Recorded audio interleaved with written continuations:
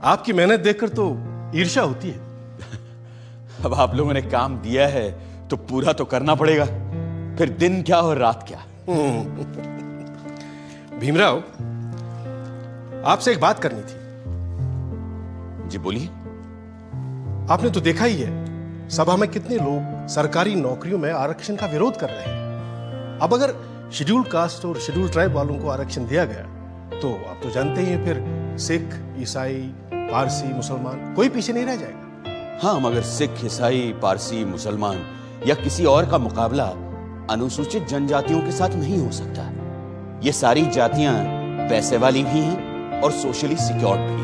ठीक बात है, पर अगर एक बार आरक्षण का दरवाजा खुल गया तो देखिएगा सभी लोग अपना हक मांगेंगे और हिंदुओं के लिए सरकारी नौकरियों में जगह नहीं बचेगी, जबकि संख्या में वो सबसे ज्यादा है।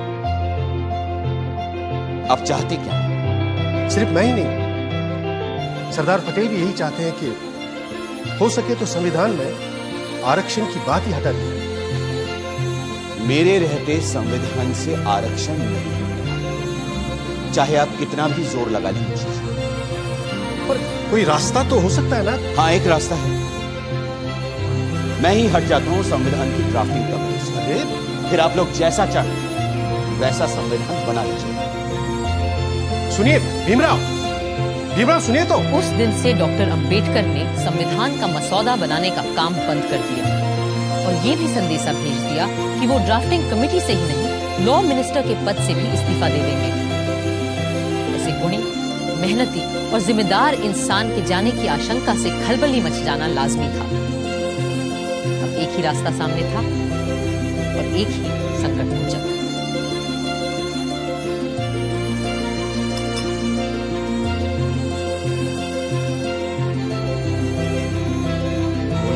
बातों से आप नाराज हो गए भीमराव? लेकिन वो तो आपकी बात लेकर आए थे मेरे पास, इसीलिए मैंने कहा कि मैं ही ड्राफ्टिंग कमेटी से हट जाऊं।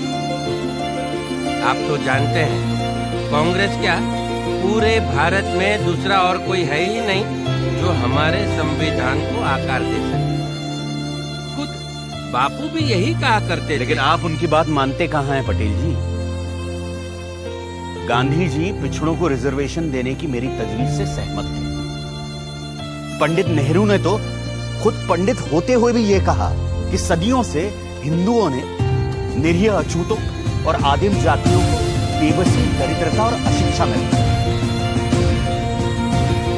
फिर अगर हमें उन्हें सबके साथ बराबर लाना है तो हमें उन्हें स्पेशल ट्रीटमेंट देना। आपकी बात सही है, पर आप तो जानते हैं कि बड़े पदों पर हम मेरिट के आधार पर ही लोगों को ले पाएंगे। तो फिर क्लर्कों की नौकरी के लिए इतना बड़ा जोखिम उठाना? मुझे तो इसमें कोई खतरा नजर नहीं आता।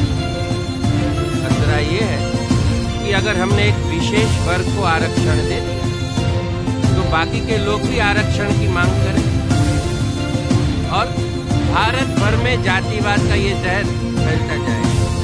जहर तो हमने पिया है सदियों से और फिर भी हम जिंदा हैं। रीढ़ की हड्डी तोड़ डाली आप लोगों ने हमारी, फिर भी हम लोग खड़े हैं। एक बार हमें अपने बराबर आने का मौका तो दीजिए पटेल जी, फिर देखिए कैसे हम आगे निकल जाते हैं। और ये काम बिना आरक्षण के नहीं होगा। अगर फिर भी मेरी बातें आपको जहरीली लग रही हैं तो मैंने अपना इस्तीफा तैयार रखा है, आप खुद लेते जाइएगा।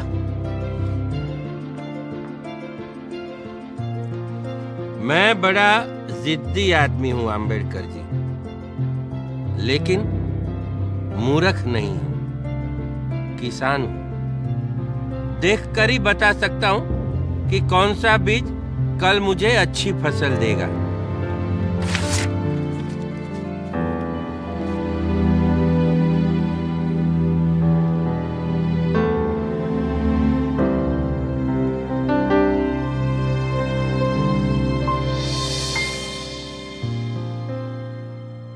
इस तरह डॉक्टर अंबेडकर भी रहे और शेड्यूल्ड कास्ट और शेड्यूल्ड ट्राइब्स के लिए दिए गए रिजर्वेशंस भी। पर कई